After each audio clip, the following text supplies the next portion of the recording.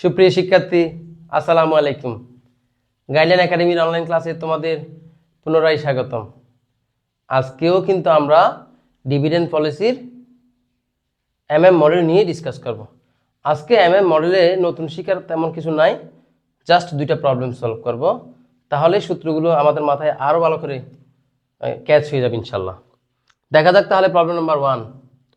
Sujan limited belongs to a risk class for which the appropriate PE ratio is 10 times. তাহলে সুজন কোম্পানির কথা বলা হচ্ছে, কিসের মান দেওয়া আছে? PE রেশিও অথবা price earning ratio 10 times. It currently has 50,000 outstanding share selling at taka 100 each.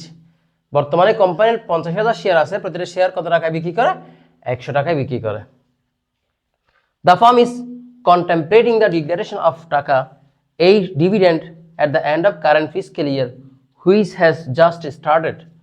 তাহলে এখানে ডিভিডেন্ড দেওয়া আছে কত টাকা? 8 টাকা। এটা শুধু ডিভিডেন্ড নয়, dividend at the end of current fiscal year অথবা ফিনান্সিয়াল ইয়ার, অর্থাৎ আর্থিক বছর শেষে ডিভিডেন্ড কত? 8 টাকা। Given the assumption of and answer the following question. তাহলে মডেলের মাধ্যমে আমাদেরকে নিচের কোয়েশ্চেনগুলোর আনসার করতে বলছে। তাহলে আমরা উদ্দীপকটা একটু অ্যানালাইসিস করি। তাহলে শুরুতে আমাদেরকে প্রাইস আর্নিং রেশিও দেওয়া আছে কত? 10 টাইমস। এরপর নাম্বার অফ শেয়ার দেওয়া আছে 50,000, প্রতিটা শেয়ার কয় টাকায় বিক্রি করে? 100 টাকায়। এরপরে dividend at the end of year D1 এর মান দেওয়া আছে কত টাকা? 8 টাকা। মডেলের সাহায্যে আমাদেরকে নিচের কোয়েশ্চেনগুলোর আনসার করতে বলছে। তাহলে কোয়েশ্চেনগুলো কি একটু দেখে নিই। 1 number question, what will be the price of share at the end of year if dividend is declared, if dividend is not declared. তাহলে রিকোয়ারমেন্ট 1-এ আমাদেরকে বলছে price of share at the end of year, that means P1 বের করতে বলছে dividend declare করলে এবং dividend declare না করলে। এটা আমরা মনে রাখবো। 1 নম্বর রিকোয়ারমেন্টে কি বলছে সেটা। 2 number requirement, assuming that the firm pays dividend, অনুমান করতে বলছে ফার্ম ডিভিডেন্ড দেয় নাকি দেয় না? অবশ্যই দেয়। নেট ইনকাম কত? 5 লক্ষ টাকা। মেক্স নিউ ইনভেস্টমেন্ট টাকা 10 lakh. How many new shares must be issued. তাহলে নিউ শেয়ার বের করতে বলছে, that means number of new share. তাহলে এটাও আমরা মনে রাখবো। 3 নম্বরে বলা হচ্ছে what will be the value of the farm. Value of the farm মানে ভি বের করতে বলছে ডিভিডেন্ড ডিক্লেয়ার করলে আর ডিভিডেন্ড ডিক্লেয়ার না করলে। তাহলে আমরা রিকোয়ারমেন্টগুলো এক পলকে বলে ফেলি। রিকোয়ারমেন্ট 1-এ বলা হচ্ছে market price per share at the end of year P1 বের করতে হবে, ডিভিডেন্ড ডিক্লেয়ার করলে, ডিভিডেন্ড ডিক্লেয়ার না করলে। রিকোয়ারমেন্ট 2-তে বলা হচ্ছে যদি নেট ইনকাম 5 লক্ষ টাকা হয়, নিউ ইনভেস্টমেন্ট 10 লক্ষ টাকা হয়, ফার্ম বলছে ডিভিডেন্ড ডিক্লেয়ার করবে, তাহলে how many new shares must be issued, number of new share বের করতে বলছে। 3 নম্বরে বলা হচ্ছে what will be the value of the farm. Value of the farm বের করতে বলছে ডিভিডেন্ড ডিক্লেয়ার করলে এবং ডিভিডেন্ড ডিক্লেয়ার না করলে। তাহলে আমরা সলিউশনে যাচ্ছি। সলিউশনে যাওয়ার পূর্বে আমরা প্রথমে এই প্রশ্নে কি কি আছে সেটা হিয়ার দিয়ে দেখাই দিলাম। তাহলে প্রথমে এখানে কে এর মান দেওয়া ছিল না, PE রেশিও দেওয়া ছিল। তাহলে কে সমান কস্ট অফ ইকুইটি, যেহেতু ছিল না বের করছি 1 divide by PE ratio into 100। তাহলে 110 ইন্টু 100 সমান 10%। এবার মার্কেট প্রাইস পার শেয়ার কত? P0 সমান 100 টাকা। Dividend per share at the end of year কত? D1 8 টাকা। এরপর নাম্বার অফ শেয়ার ছিল কত? 50,000। এখন আমরা দেখি রিকোয়ারমেন্ট। মার্কেট প্রাইস পার শেয়ারের সূত্র, দ্যাট মিনস P0 সূত্র। এদিকেও মার্কেট প্রাইস পার শেয়ারের সূত্র P0। তাহলে এই পাশে হচ্ছে ডিভিডেন্ড ডিক্লেয়ার করলে, এই পাশে হচ্ছে ডিভিডেন্ড ডিক্লেয়ার না করলে। অর্থাৎ এই পাশে D1 এর মান বসবে, এই পাশে D1 এর মান বসবে না। এরকম একটা অঙ্ক আমরা সলভ করছিলাম। তাহলে আমরা P0 সূত্র দিছি, বাট P0 বের করবো না, বের করবো কি P1, কারণ P0 এর মান প্রশ্নে আছে। বের করতে বলছে P1। তাহলে P1 সমান আমরা লিখছি 100 ইন্টু 1 প্লাস 0.10 মাইনাস 8। আর এখানে P1 সমান 100 ইন্টু 1 প্লাস 0.10 মাইনাস 0। তাহলে আমি বলছিলাম আগে D1 এর মান লিখবো এই পাশে D1 এর মান লিখবো না। ক্যালকুলেশন করলে এদিকে 102 টাকা আর এদিকে 110 টাকা। অর্থাৎ ডিভিডেন্ড ডিক্লেয়ার করলে P1 হবে 102 আর ডিভিডেন্ড ডিক্লেয়ার না করলে P1 হবে কত? 110। রিকোয়ারমেন্ট 1 শেষ।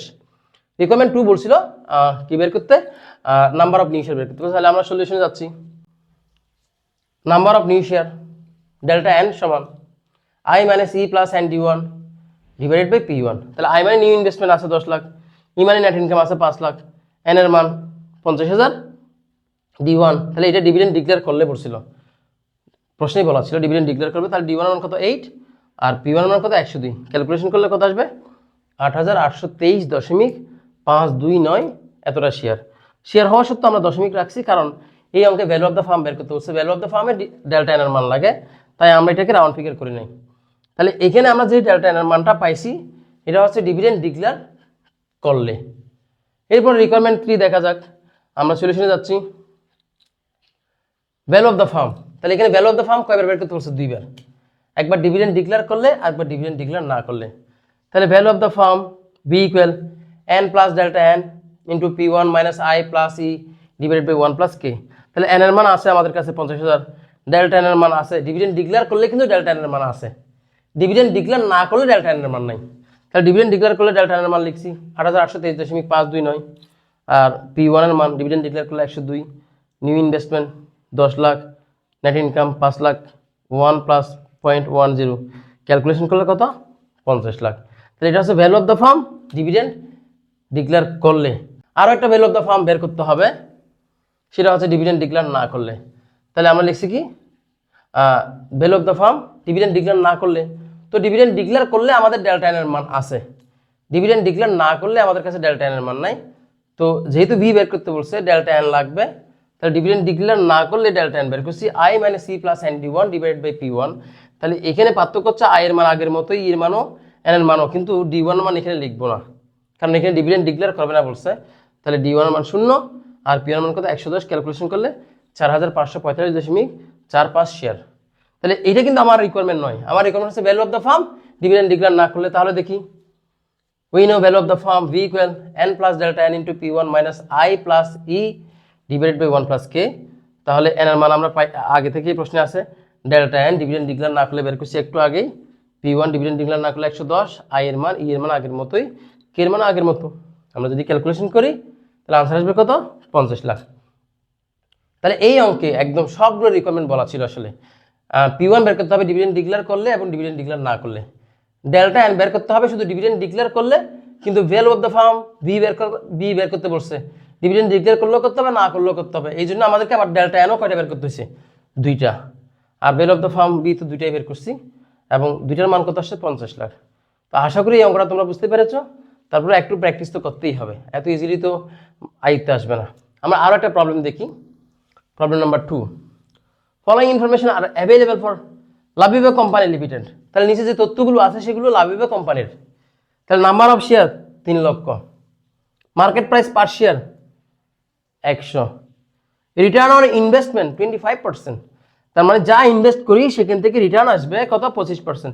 তাহলে ইনভেস্টমেন্ট থেকে যে রিটার্নটা আসে সেটাকে আমরা বলি আর্নিং, সেটাকে আমরা বলি profit. Dividend pay out ratio 50%, যা আর্নিং হয় সেখান থেকে কত পার্সেন্ট শেয়ার হোল্ডারদেরকে দিতে হবে? 50%। পি রেশিও কত? 8 Times. New investment need 50 lakh. তাহলে আমরা প্রশ্নটাকে একটু অ্যানালাইসিস করি। এই অঙ্কে নাম্বার অফ শেয়ার আছে কত? 3 লাখ, প্রতিটা শেয়ারের দাম কত? 100, রিটার্ন অন ইনভেস্টমেন্ট যা ইনভেস্ট করি সেখান থেকে রিটার্ন আসে 25%, আবার যা রিটার্ন আসে সেখান থেকে আমরা শেয়ার হোল্ডারদের কি দিই? কত পার্সেন্ট? 50%। পি রেশিও আছে কত? 8 টাইমস। এবার নিউ ইনভেস্টমেন্ট কত? 50 লাখ। তো এই অঙ্কটা করতে হলে আমরা তো দেখবো আগে কোন নিয়মে বলছে সেটা, এরপরেও আমাদেরকে আগে কিছু ক্যালকুলেশন করতে হবে। দেখি এরপর আমাদেরকে কি বলছে। রিকমেন্ডে বলা হচ্ছে ইউজিং এমএম মডেল। কোন মডেলে করতে হবে সেটা বলেই দিছে, MM model. 1 number market price per share at the end of year, market price per share বের করতে বলছে অ্যাট দ্য এন্ড অফ ইয়ারে, দ্যাট মিনস P1 বের করতে বলছে, কিন্তু ডিভিডেন্ড ডিক্লেয়ার করবে না কি করবে না সেটা প্রশ্নে উল্লেখ নেই, সেটা আমরা সলিউশনে গেলে দেখবো। এরপর এক্সটার্নাল ফাইন্যান্সিং বের করতে বলছে। 3 নম্বর বলা হচ্ছে number of new issued share, that means number of new share. তো বলছিলাম এই অঙ্কটা এমএম মডেলে করতে হবে, ঠিক আছে, কিন্তু তার আগে কিছু ক্যালকুলেশন আছে, আমরা ক্যালকুলেশনগুলো একটু দেখে নিই। প্রথমে নাম্বার অফ শেয়ার এন এর মান কত? 3 লাখ লিখলাম। এবার প্রত্যেকটা শেয়ার দাম কত? 100, প্রাইস পার শেয়ার P0 সমান কত? 100। তাহলে আমাদেরকে দেখতে হবে এই অঙ্কে ইনভেস্টমেন্ট কত, কারণ প্রশ্নে যে ইনফরমেশনগুলো দেওয়া আছে সেখানে বলা ছিল রিটার্ন অন ইনভেস্টমেন্ট 25%। তাহলে ইনভেস্টমেন্ট কত সেটা দেখতে হবে। তাহলে টোটাল ইনভেস্টমেন্ট অথবা টোটাল ক্যাপিটাল অথবা টোটাল অ্যাসেট হচ্ছে 3 লাখ ইন্টু 100 সমান কত? 3 কোটি। তাহলে আমরা ইনভেস্টমেন্ট পেয়ে গেছি, অর্থাৎ এই কোম্পানির টোটাল অ্যাসেট পেয়ে গেছি কত? 3 কোটি। তাহলে আমরা ইনভেস্ট করছি 3 কোটি, আর সেখান থেকে রিটার্ন আসবে কতটুকু? 25%। 25% মানে 75 লাখ টাকা। তাহলে এটাই হচ্ছে আর্নিং। এই আর্নিং এর কত পার্সেন্ট শেয়ার হোল্ডারদেরকে দিবে? 50%। তার মানে সেটা হচ্ছে ডিভিডেন্ড সমান এই 75 লক্ষ টাকা 50% মানে 37,50,000 টাকা। তাহলে এটা হচ্ছে টোটাল ডিভিডেন্ড। তাহলে আমরা যদি শেয়ার প্রতি ডিভিডেন্ড বের করতে চাই, তাহলে dividend per share at the end of year অথবা ডিভিডেন্ড পার শেয়ার D1 সমান 37,50,000, শেয়ার সংখ্যা ছিল কত 3,12.5 টাকা। তাহলে D1 পেয়ে গেছি। এরপরে এই অঙ্কে কে এর মান দেওয়া ছিল না, পি রেশিও দেওয়া ছিল। তাহলে আমরা কে বের করছি কীভাবে, 1/p রেশিও ইন্টু 100, 1, আর পি রেশিওর মান কত ছিল 8, ক্যালকুলেশন করলে 12.5%। এখানে আমরা অনেক সময় কনফিউজড হয়ে যাই, একটা 12.5 টাকা আর একটা হচ্ছে 12.5%, খুবই কেয়ারফুলি। তো আমরা ক্যালকুলেশন করে ফেলছি। এখন রিকোয়ারমেন্ট 1 নাম্বার কি ছিল, price per share at the end of year বের করতে হবে। তাহলে দেখা যাক, we know market price per share P0 সমান D1 plus P1 divided by 1 plus K। তাহলে market price per share at the end of year বের করতে বলছে, কিন্তু প্রশ্নে বলা ছিল না যে ডিভিডেন্ড ডিক্লেয়ার করবে না কি করবে না। তাহলে ডিভিডেন্ড ডিক্লেয়ার করবে না কি করবে না এই সংক্রান্ত কোনো তথ্য না থাকলে আমরা বুঝে নিব অবভিয়াসলি ডিভিডেন্ড ডিক্লেয়ার করবে। তাহলে আমরা P1 বের করে নিয়েছি, D1 এর মান লিখছি 12.5, আর K এর মান ছিল 12.5%, সেটা দশমিক করে লিখলে 0.125, ক্যালকুলেশনগুলো কত আসে, আবার 100 আসে। এখন 2 নম্বর রিকোয়ারমেন্ট বলছিল কি, এক্সটার্নাল ফাইন্যান্সিং। তাহলে দেখা যাক, উই নো এক্সটার্নাল ফাইন্যান্সিং সমান I minus E plus ND1। তাহলে আমরা যে নাম্বার অফ নিউ শেয়ার শিখছিলাম, নাম্বার অফ নিউ শেয়ারের সূত্রে শুধুমাত্র নিচের অংশটা বাদ দিলেই কি হয়ে যাবে, external financing I minus E plus ND1।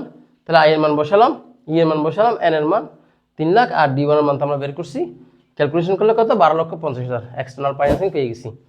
এরপরে রিকোয়ারমেন্ট কি ছিল দেখি, number of new share. Number of new share সূত্র আছে delta N equal I minus E plus ND1 divided by P1।